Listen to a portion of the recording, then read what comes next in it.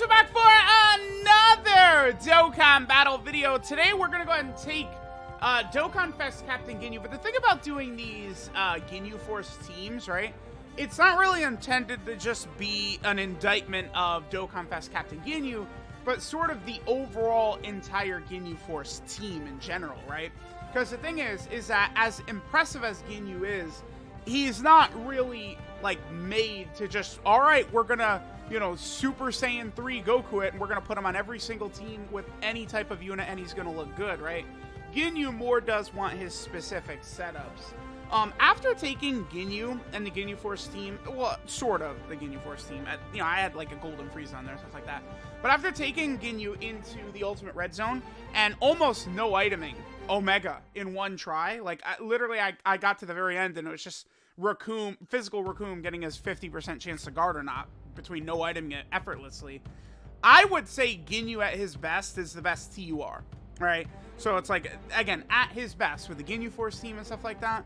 But it's a very specific, like, sort of build. Again, if we're going to compare GINYU to Super Saiyan 3 Goku, who I feel like is the other top contender, the androids are certainly really good as well, but they don't have a crazy leader skill the way GINYU and Super Saiyan 3 Goku do, right? I think GINYU is the best in his actual setup. But, like, once you take him off, he'll struggle. You could take Super Saiyan 3 Goku, you know, / 2 Goku away from his best partners, and he's still going to look very, very dominant, I think. So we're going to go ahead and hop in. GINYU only has access to one extreme Super Battle Road stage, and it's GINYU Force. I mean, this stage is certainly not the most difficult in the world, but we'll see how things are going to look. The friend GINYU is 55%, by the way. Let me take a look at his links.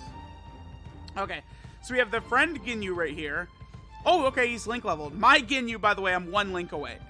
What's funny is the one link for GINYU is actually very important. It's signature pose. You get an additional key at link level 10. That's what's funny. Like, we would start the turn out at 12 key if that was link level 10. Here's where Jace can come in very handy, though. Jace with the Scouter.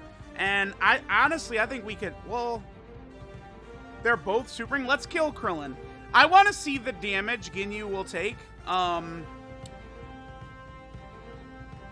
Type neutral. I want to see the type neutral damage GINYU is going to take right here. I want to see what this looks like.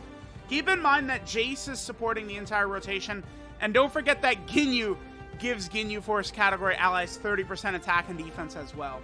Captain GINYU is supporting the rotation. He's hitting a 5 million attack stat. He could triple super attack. He's stacking defense, and he's super effective against all types.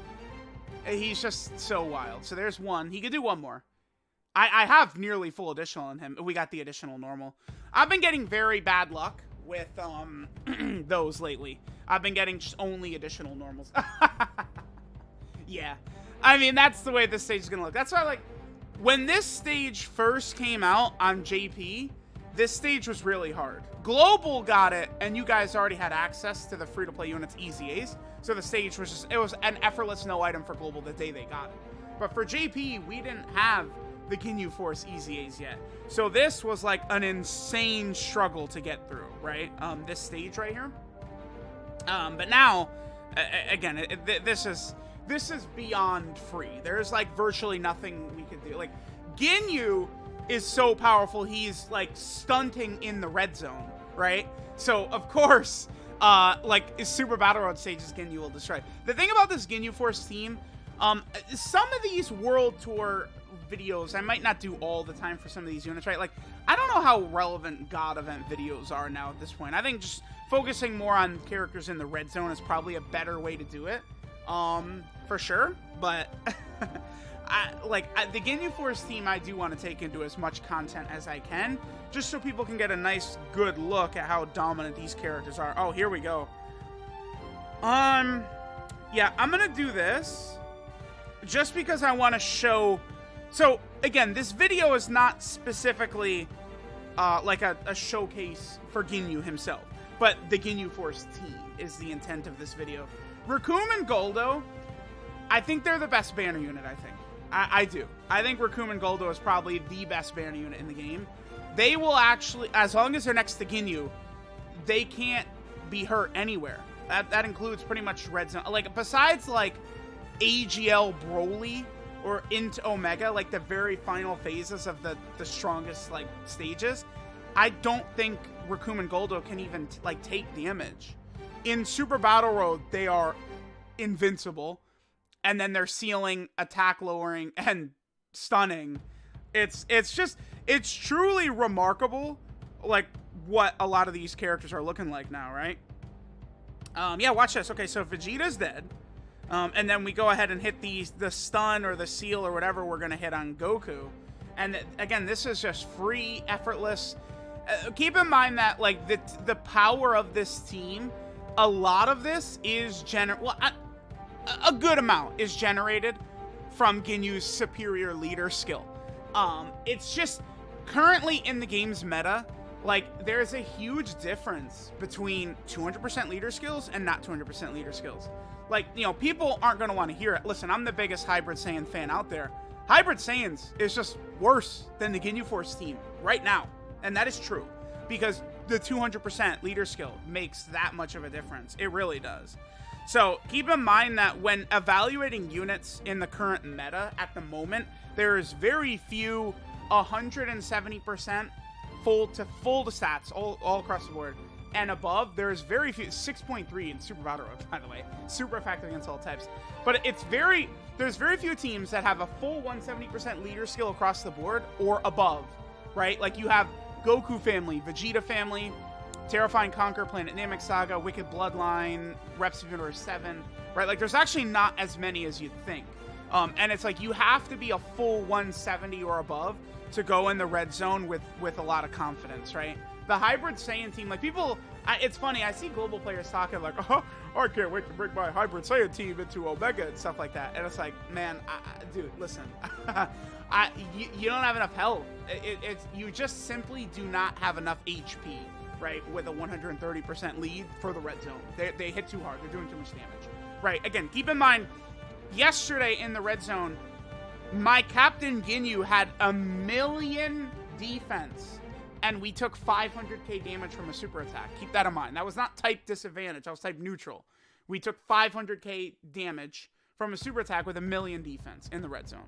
So it's like these leader skills, again, that's why it's hard to completely evaluate and compare units. Like the androids, like if I would like rank these units, it's like, I feel like these non 200% units are units that don't have a good leader at all, like the androids.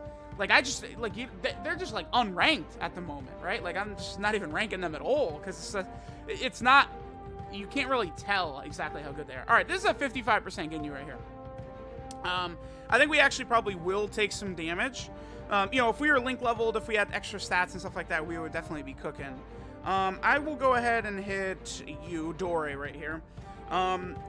The other thing is, in Extreme Super Battle Road, obviously we won't be able to get our Ginyu Goku transformation.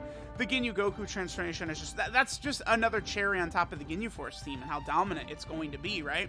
Because when you get the Goku Ginyu transformation, remember, he's healing by 59%, which is absolutely huge in any difficult content out there, right? Like, Red Zone, God event, Legendary Vegeta event, Legendary GT Goku event, these types of missions, right? Like, they'll definitely add. Space Traveling Warriors is a mission for the GT Goku event, which this Ginyu Goku will dominate, right? Corroded Body and Mind, I think this Ginyu will completely disintegrate as well. Like, there's just a bunch of stages like that where this Ginyu will be able to just handily destroy. So, I love the Ginyu Force team right now. He's looking good. This Ginyu is super good. I am real. They handled this like a villain unit release perfectly, which I'm very pleased with. Hopefully, they give us like a cooler this year, but then they do the same thing. They completely suck his cock. Like, that's what we need. If they could drop a Saiyan with no help and it's fine. Like, they could drop a UI Goku this year with no help, he'll be fine.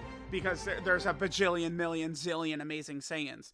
But when they drop villain characters especially, you gotta give them help.